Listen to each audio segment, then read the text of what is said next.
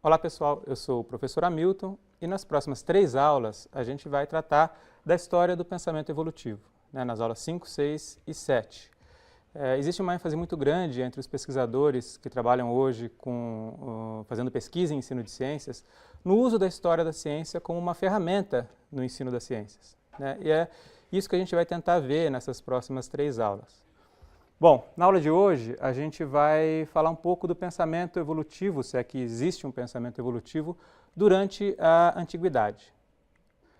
Bom, quando eu me refiro à Antiguidade, eu estou pensando na Antiguidade clássica e principalmente nos gregos, na civilização grega. A Antiguidade começa lá pelo século 8 a.C., vai até o século V depois de Cristo, com a queda do Império Romano. A gente vai focar nos primeiros séculos antes de Cristo. Estamos falando aqui da civilização grega, vocês conhecem, ela floresceu na península, onde hoje é a Grécia, no sul da Península Balcânica, no Peloponeso, na Ásia Menor, no sul da Itália, e lá viveram os primeiros pensadores, conhecidos como pensadores pré-socráticos, que foram, pelo menos na civilização ocidental, os primeiros a tentar articular, a tentar organizar uma explicação racional para os fenômenos naturais. Uma explicação que se difere daquela explicação mitológica, daquela explicação mística. No fundo, o que eles tentaram fazer, o que eles fizeram foi criar um discurso que os gregos associam à ideia de logos, ou seja, montar um discurso, um estudo racional sobre um fenômeno natural. Então, a gente pode identificar nessa figura vários desses pensadores, alguns deles se dedicaram inclusive ao fenômeno biológico, a entender o fenômeno biológico. E hoje a gente vai estudar o apogeu desse pensamento que se cristalizou, que foi sintetizado, que encontrou sua apoteose nas figuras de dois pensadores agora não pré-socráticos, mas pós-socráticos, ou seja, que viveram depois do Sócrates, que são Platão e o seu discípulo, o Aristóteles. Começando pelo mestre, o Platão, era um filósofo que tinha vários interesses, claro, como todos esses filósofos, mas um deles, talvez o central, era a busca pelo que os gregos chamavam de episteme, ou seja, a tradução hoje seria algo como o conhecimento verdadeiro, um conhecimento justificado e verdadeiro. Como é que a gente pode entender essa ideia de episteme? O que seria esse conhecimento verdadeiro?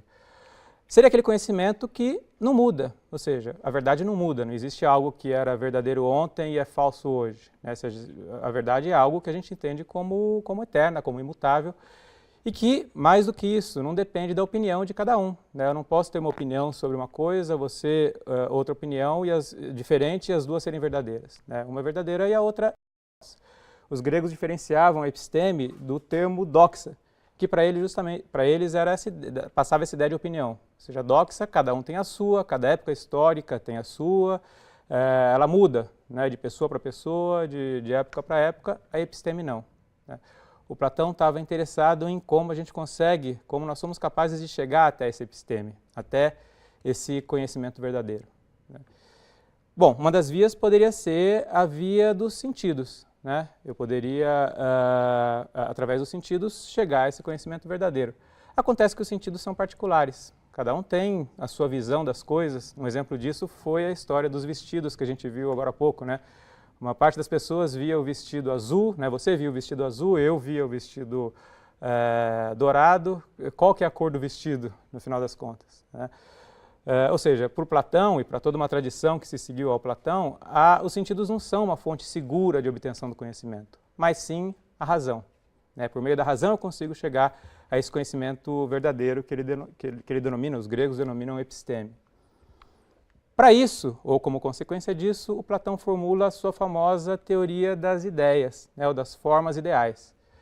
Imagina o seguinte, vocês todos conseguem imaginar a fórmula, ou a forma ideal de um triângulo ou de um círculo.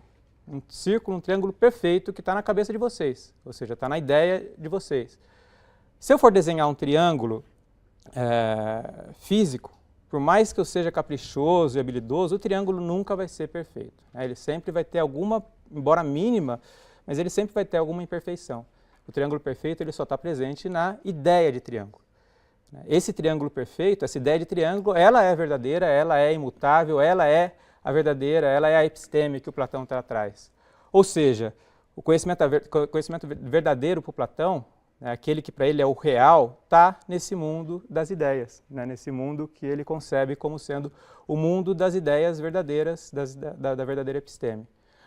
Um mundo que para o Platão tinha mais realidade, né, eu estou chamando de mundo, mas esse plano das ideias, ele tinha mais realidade ele possuía mais realidade do que o plano físico, esse que a gente obtém através dos sentidos. Ou seja, a realidade, de uma certa maneira, para o Platão, ela é ilusória, né, ela é um reflexo imperfeito desse mundo das ideias. Né, esse mundo das ideias que eu acesso não através dos meus sentidos, mas através da razão. Ou seja, essa teoria das ideias do Platão, ela sugere que existem formas ideais, por exemplo, a forma ideal de um cavalo, da qual deriva os cavalos particulares que são imperfeitos. Eles possuem qualidades aqui acidentais, né? Eles podem ser grandes, pequenos, terem cores variadas, são todos reflexos desse cavalo idealizado, ou seja, dessa ideia, dessa essência, dessa forma ideal de cavalo. E que, por ser um conhecimento verdadeiro, é imutável. Né? Essa essência de cavalo, a forma ideal de cavalo não muda, né? Ela é fixa. Da onde a gente pode pressupor duas, né, características importantes a partir dessas ideias do Platão, que são o essencialismo e o fixismo. Ou seja, o mundo real, aquele que importa conhecer, ele é feito de essências, de formas ideais, e essas essências são fixas, elas não mudam, né? Elas são eternas. A gente vai ver que ao longo da história do pensamento biológico, essas duas características vão ser muito marcantes, né? Muito marcantes mesmo. Bom, o discípulo de Platão, como eu comentei, foi o Aristóteles, né? Ele foi para a academia do Platão com 18 anos, passou 20 anos estudando com o mestre, depois saiu, viajou, voltou e formou a sua própria escola, né? O Liceu, e passou a ensinar os seus discípulos lá. O Aristóteles, ao contrário do Platão, ele tinha uma visão muito mais realista do mundo, né? Ele não endossava essa teoria das ideias, ou seja, que o que importa conhecer está num outro plano. Ele era uma pessoa que estava mais preocupada com a realidade física das coisas, né? Ele queria entender a mudança, como é que as coisas mudam, como é que as coisas se desenvolvem, enfim, ele tinha toda ele foi uma personalidade famosa para a filosofia, mas para todas as ciências naturais, para a física, para a psicologia e para a biologia também. Aristóteles é considerado por muitos o pai da biologia, foi, sem dúvida, o biólogo mais importante da antiguidade. O pensamento dele influenciou muito a biologia, a gente vai ver. E uma das características do Aristóteles uma das características marcantes do pensamento aristotélico, ficou conhecido como a teoria das quatro causas. Né, para Aristóteles, uma frase famosa do Aristóteles, essa que está aqui no título do slide. Conhecer é conhecer as causas. Se eu quero conhecer um fenômeno natural, eu tenho que conhecer as causas desse fenômeno. E para Aristóteles existiriam 4 tipos de causa. Somente quatro tipos de causa. A primeira delas, ele chamou de causa material. Era a matéria do que é feita uma coisa. Por exemplo, a causa material de uma estátua de bronze é o bronze do qual aquela estátua é feita. A segunda causa seria a causa eficiente, ou seja, algo que deu forma àquela estátua. Por exemplo, o artesão, lá, o escultor, que, com os golpes da sua ferramenta, foi dando forma àquela estátua de bronze. Pegou um bloco de bronze e foi lá. Ou seja, o ângulo pelo qual o escultor esculpia aquela estátua, né, ele foi esculpindo essa é a causa eficiente. Ou ainda, uma causa que coloca algo imediatamente em movimento. Se eu pego, por exemplo, esse instrumento e empurro ele, eu sou a causa eficiente do movimento desse corpo, desse objeto. A causa sem a qual o movimento não existe. A gente vai ver que o Galileu vai colocar essa questão em xeque vários séculos adiante, quando ele introduz o conceito de inércia. Nós vamos ver mais para frente. A terceira causa seria a causa formal. E nesse ponto, o Aristóteles se aproxima muito do seu mestre, do Platão. Embora ele tenha rompido com Platão no que tange a questão da teoria das formas ideais, ele ainda admite um essencialismo, um essencialismo platônico ainda está presente na teoria aristotélica, quando a gente vê que a causa que ele concebe como formal, ela corresponde à essência, ou seja, à natureza de um determinado ser. O que seria essa natureza essencial? Se eu quero saber qual que é a natureza de um cavalo, né? A natureza de um cavalo é a essência do que define um cavalo. Por exemplo, as características essenciais de um cavalo seriam, por exemplo, possuir 4 patas, sangue quente, relinchar, enfim. Já outro conjunto de características de um cavalo seriam o que o Aristóteles denominaria características acidentais, o tamanho, a forma não, claro, o tamanho, a cor, por exemplo. Essas seriam características acidentais. Então, a causa formal é uma causa muito cara, muito importante para Aristóteles, porque cabe ao cientista descobrir a essência de cada coisa, ou de cada ser, enfim. E, por fim, e essa causa também muito importante, talvez a mais importante para Aristóteles, seria a causa final, né, que representa o motivo, a finalidade última da existência de qualquer coisa no mundo, de qualquer animal, de qualquer parte de qualquer animal, enfim, de qualquer coisa que existe no mundo. Para Aristóteles, o universo ele é essencialmente teleológico. O que é teleológico, teleologia? Telos, em grego, quer dizer fim, né, finalidade, pleno desenvolvimento. E para Aristóteles era importante para o cientista conhecer quais eram esses fins, quais eram essas finalidades. Aristóteles era muito claro para ele que não existiria acaso na natureza. A natureza, né, uma frase famosa dele, segundo Aristóteles, não faz nada em vão. Nada existe em vão na natureza. Interessante a gente ver que, para ele, essas duas causas, né, conhecer a causa final e conhecer a causa formal, era mais importante do que conhecer a causa material e a causa eficiente. Ou seja, ele estava interessado principalmente nessas duas coisas, conhecer a essência das coisas e o em vista do que aquela coisa existe, para usar um termo aristotélico. Ou seja, por quê, para quê, qual a finalidade daquela parte daquele animal ou daquela planta, ou por que aquele animal existe no mundo, com que finalidade, dentro desse universo teleológico aristotélico. Bom, outra característica importante do Aristóteles, essa ligada ao fato dele ser um biólogo diligente, um observador meticuloso, foi o fato de que Aristóteles foi o primeiro a criar uma grande classificação dos seres vivos, hierárquica, ordenada, que ia desde o mais simples até o mais complexo, culminando no homem.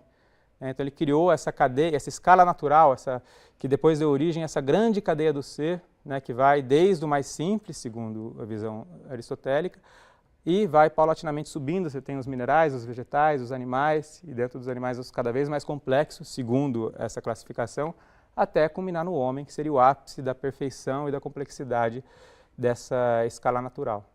A gente vai ver que isso deu origem a várias escalas semelhantes, né, até que continuariam depois do homem, né, com os anjos, e depois até chegar a Deus, que seria a perfeição máxima. Bom,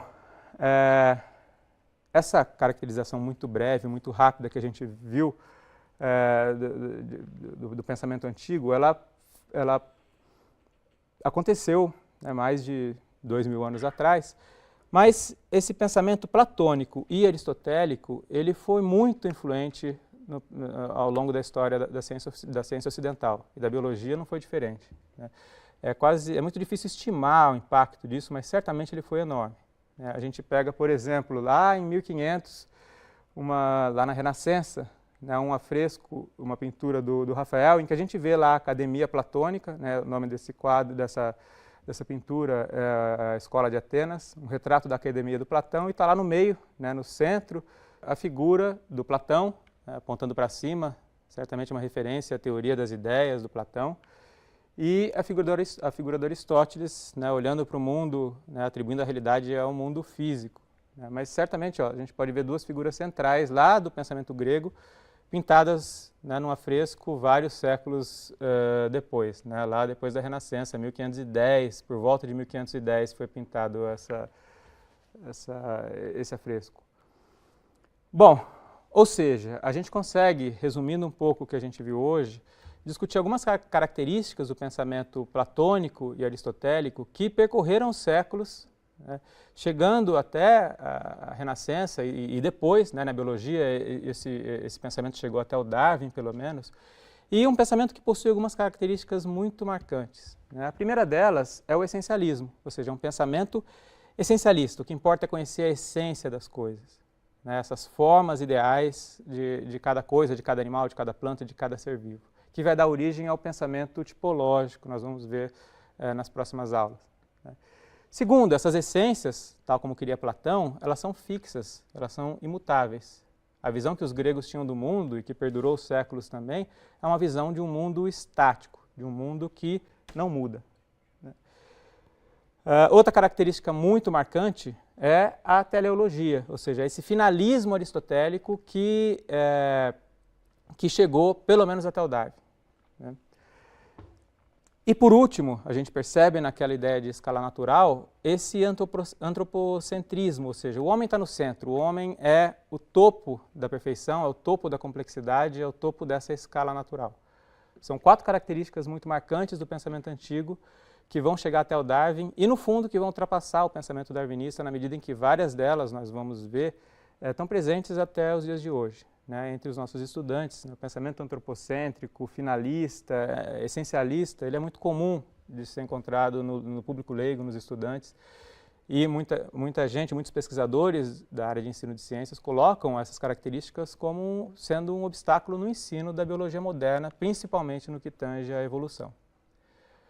Tudo bem? Nas próximas aulas a gente vai ver como é que esse pensamento foi se modificando até chegar na figura central desse bloco de aulas, que é o Darwin. Ok? Até lá, pessoal.